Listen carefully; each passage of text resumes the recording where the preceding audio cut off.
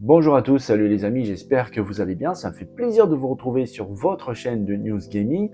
Aujourd'hui, pour ce 24e épisode des News Gaming, déjà 24, on a 4 news à traiter. Avant ça, j'aimerais remercier toutes les personnes qui ont rejoint la chaîne pour les abonnements, les pouces et tout ça. Ça m'aide beaucoup, ça aide au référencement de la chaîne, donc tout simplement, merci. On ne perd pas plus de temps, c'est parti pour les news.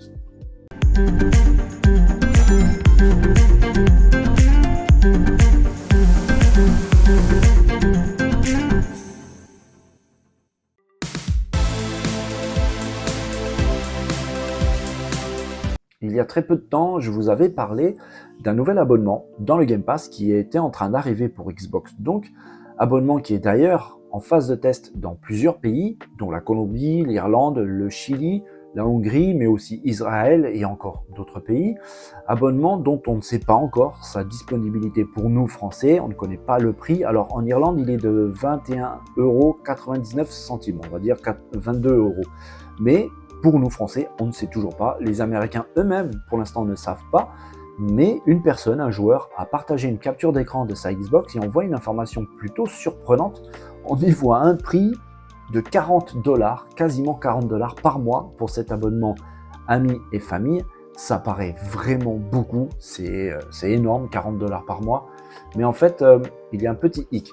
Cette personne a voulu profiter d'une petite astuce qui est possible de faire, tout le monde peut la faire, c'est-à-dire de changer la région de sa console dans un autre pays pour pouvoir jouer à des jeux en avance. Et il avait mis sa console en région Nouvelle-Zélande.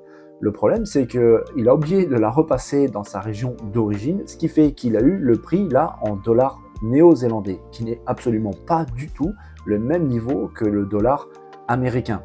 À titre de comparaison, là, le dollar néo-zélandais, ça reviendrait à peu près un abonnement à peu près 23 €. Ça semble un peu plus crédible et beaucoup plus rapproché des 22 € irlandais. Donc, ne vous inquiétez pas, stressez pas, ça ne sera pas du tout le prix qu'on devra payer pour ce Game Pass. Pour l'instant, on ne sait pas, comme je vous ai dit, on n'a pas ni la disponibilité, ni le prix de ce nouvel abonnement Game Pass. On sait par contre que cet abonnement pourra être partagé entre 5 personnes. La seule condition imposée par Microsoft, c'est que ces personnes soient dans le même pays. Ça, c'est plutôt intéressant. Il n'y a pas d'autres restrictions un peu trop importantes. Le contenu ne sera pas partagé entre chaque membre, entre les joueurs. C'est comme si en fait chaque personne aurait un abonnement spécifique pour eux. On sait que l'abonnement apportera quand même pas mal de choses. Si vous avez par exemple un abonnement famille à Game Pass Ultimate, eh bien vous avez le Xbox Game Pass console, vous avez le Xbox Game Pass PC, vous avez le Xbox Live Gold qui permet donc de jouer en ligne avec les joueurs console. Vous avez aussi l'abonnement EA Play, c'est-à-dire le catalogue complet des jeux Electronic Arts. Et vous avez aussi une sélection de jeux jouables en streaming via le cloud sur PC ou sur mobile. C'est franchement pas mal, c'est vraiment intéressant, ça permet à un moindre coût de jouer, de profiter. On partage l'abonnement entre 5 personnes, ça paraît vraiment intéressant. Mais pour l'instant, on n'a pas de prix, il ne faut pas stresser, c'est 40 $, c'est juste quelqu'un qui a oublié de remettre sa console en région d'origine. Donc c'est absolument pas ça. Vu qu'en Irlande, il est à peu près à 22 €, j'imagine que pour nous, Français, le prix va vraiment ressembler au tarif irlandais. J'imagine 22-23 €. On verra, en tout cas, je reste sur la brèche. Dès que j'ai quelque chose vraiment de précis à ce sujet, évidemment, je vous ferai partager tout ça. On attend.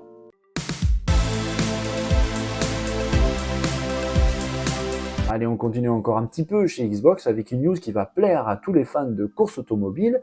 Je vous avais parlé il n'y a pas longtemps d'une extension pour le fabuleux jeu Forza Horizon 5, Rally Adventure.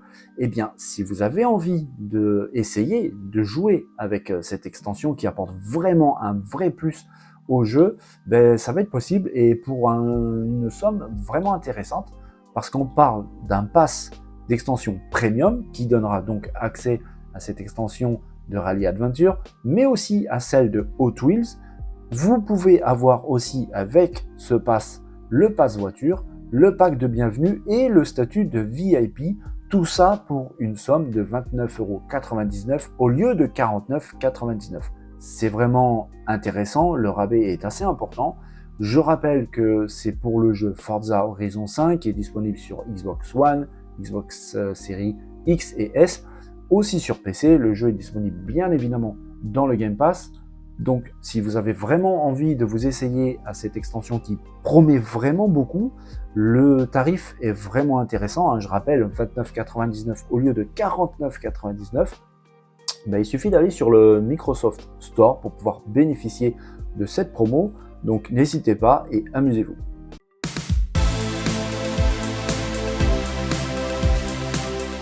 Dans une précédente vidéo, je vous avais parlé d'un titre en préparation chez Ubisoft, tiré du film Avatar 2. Ce titre, Avatar Frontier of Pandora, continue son développement et a priori ça se passe même plutôt pas mal, malgré les très grosses difficultés que traverse l'entreprise Ubisoft.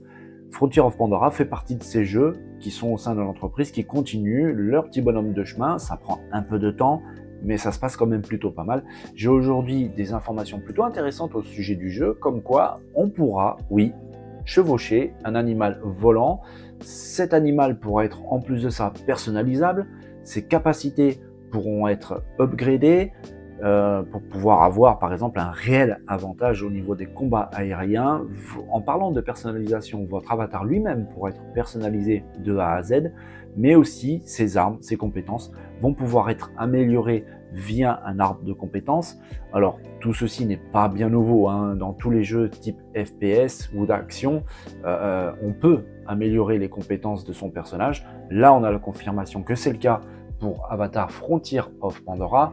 Apparemment, on pourra aussi chevaucher d'autres animaux. Ça va pouvoir permettre d'avoir une petite plus-value, une petite originalité au niveau du gameplay et inclure peut-être un mode de jeu un peu différent suivant les actions, suivant le type d'action qu'on veut avoir dans le jeu. Le développement se poursuit vraiment bien. Graphiquement, ça a l'air vraiment pas mal. D'ailleurs, à ce sujet, l'équipe de développement qui s'était occupée de The Division 2 à l'époque a été très très clair et ils veulent faire quelque chose de grand avec Avatar Frontier of Pandora. Pour ce faire, ils ont même collaboré avec la société de production de James Cameron, Lightstorm, pour pouvoir, comme eux-mêmes le disent, asséner une baffe visuelle. Au moins, ça s'est dit, carrément asséner une baffe visuelle. Donc, on attend vraiment quelque chose d'impressionnant. Du premier trailer qu'on a vu, ça paraît être le cas.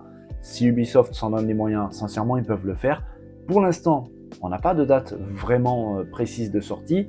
On parle d'une période comme mars 2024. Ça me semble plutôt réaliste. On attend de voir parce qu'on parle quand même d'Ubisoft. Maintenant, Ubisoft a quand même sa conférence de prévue qui remplace l'E3 qui a été annulé comme vous le savez. Et quelque chose me dit qu'on aura des vidéos même de gameplay d'Avatar Frontier of Pandora pendant cette conférence qui est normalement prévue le 12 juin prochain.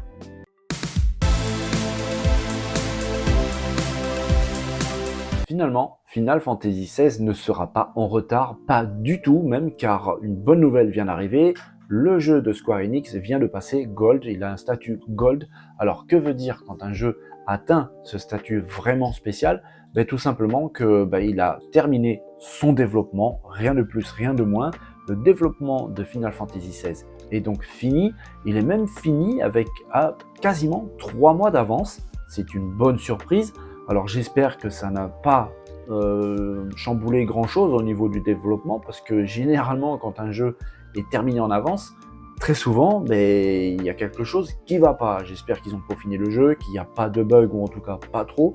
On se souvient par exemple avec tristesse qu'un certain Cyberpunk 2077 était présenté Gold, mais qui a eu quand même le droit d'être annulé, d'être reporté. Alors j'espère que ce ne sera pas le cas de ce Final Fantasy XVI. D'après ce qu'on voit sur les images, c'est très très loin d'être le cas. On compte aussi un petit peu sur l'expérience incroyable des équipes de Square Enix pour pouvoir nous sortir un jeu vraiment peaufiné. Il arrive bientôt donc, le 22 juin, c'est bientôt. On risque même d'avoir des nouvelles vidéos, même de gameplay sur le prochain showcase, enfin plutôt State of Play de Sony. Comme vous le savez, l'E3 a été annulé.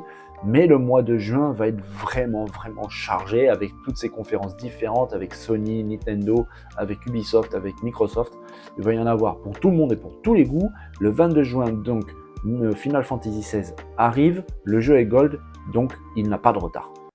Voilà les amis, c'est terminé pour aujourd'hui. C'est tout ce que j'avais à vous dire pour ce 24e épisode des News Gaming, pour cette vidéo du dimanche. J'espère que ça vous a plu. Si c'est le cas, n'hésitez pas à rejoindre l'aventure avec un abonnement, les pouces, les likes, les partages. Ça aide la chaîne pour son référencement, ça m'aide à moi aussi, ça me donne de la force. Rien que pour ça, je vous dis merci. Pour l'instant, je vous souhaite à tous un bon dimanche, un bon week-end. Portez-vous bien, prenez soin de vous. N'oubliez pas, surtout, amusez-vous bien. Je vous dis à très bientôt. Bye bye.